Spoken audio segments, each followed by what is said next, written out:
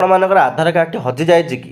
ଯଦି ହଜିଯାଇଛି ଏ ଭିଡ଼ିଓରେ ମୁଁ ଆପଣମାନଙ୍କୁ ଏପରି ଏକ ଟ୍ରିକ୍ ବିଷୟରେ କହିବି କି ଯେଉଁ ଟ୍ରିକ୍କୁ ଆପଣମାନେ ୟୁଜ୍ କରିକି ଆପଣମାନେ କେବଳ 2 ମିନିଟ୍ ନିଜ ମୋବାଇଲ ଫୋନ୍ ସାହାଯ୍ୟରେ ନିଜର ଆଧାର କାର୍ଡ଼କୁ ଡାଉନଲୋଡ଼ କରିପାରିବେ। ତ କିପରି କରିବେ, କ'ଣ ରହିଛି ସେ ଟ୍ରିକ୍ ଜାଣିବା ପାଇଁ ଭିଡ଼ିଓକୁ ସମ୍ପୂର୍ଣ୍ଣ ଭାବେ ଲାଷ୍ଟ ପର୍ଯ୍ୟନ୍ତ ନିଶ୍ଚିତ ଭାବେ ଦେଖନ୍ତୁ। ଚାଲନ୍ତୁ ସମୟ ନଷ୍ଟ ନ କରି ଭିଡ଼ିଓକୁ ଷ୍ଟାର୍ଟ କରିନେବା।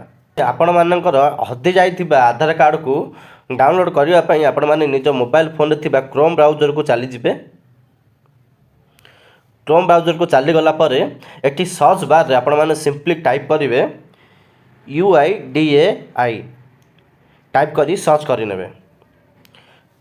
सर्च कला मात्रे आपण मानक होम पेज यहीपर गोटे UID गोटे वेबसाइट खोलिक पलि आसला एटी आपण मानक लैंग्वेज को चूज करने को कही सिंपली आपण मान जो जो लैंग्वेज आपण मैंने सिंपली एटी चूज करदे। मु इंग्लिश उपर चूज करी किसी समय वेट कर दूची। वेट कला मात्रे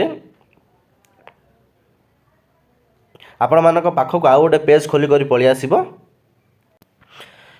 देखो क्लिक कला यही गोटे ऑफिशियल UID ऑफिशियल वेबसाइट आपण मानक खोलिक पलि आसी आसला टिके टिके तलू पलि आसबे। आसला एटी गोटे ऑप्शन आपण मानक शो करिवो। देखो मुझे देखे दूची गेट आधार से भितर आपण मानक एटी आउ गोटे ऑप्शन शो करिवो।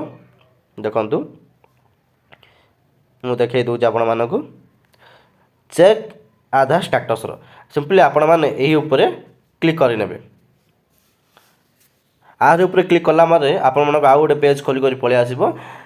एठी दुईटी ऑप्शन शो करने को कही UID एप्लिकेशन मध्य आपण माने यूज करें। तो एबे आमे माने आर वेबसाइट को यूज करूचे। तो मु वेबसाइट ऊपर कंटिन्यू ऊपर क्लिक करी दउची। देला परे आपण मानक एठी निजर आधार कार्ड को लॉगिन करने को कही। तो ये गोटे ऑप्शन शो करुच्ची लॉगिन आपण माने सिंपली आर ऊपर क्लिक करदेवे। आर ऊपर क्लिक कला आपण मानक आउ गोटे पेज खोलिक आपण मानक सामना को पलि आसब।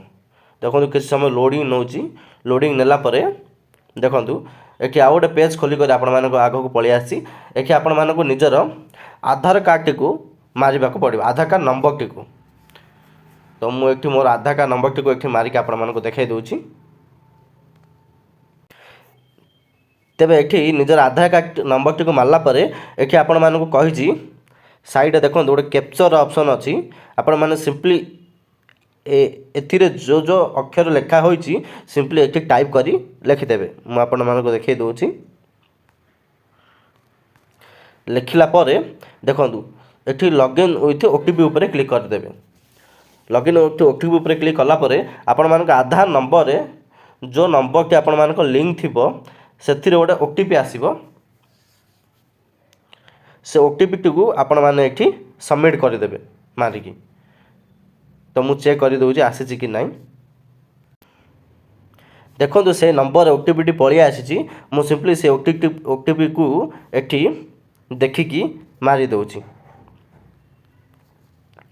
OTP टी को मारला पर एठी लॉगिन ऑप्शन अच्छे आपण माने सिंपली एठी लॉगिन ऑप्शन ऊपर क्लिक करेंगे।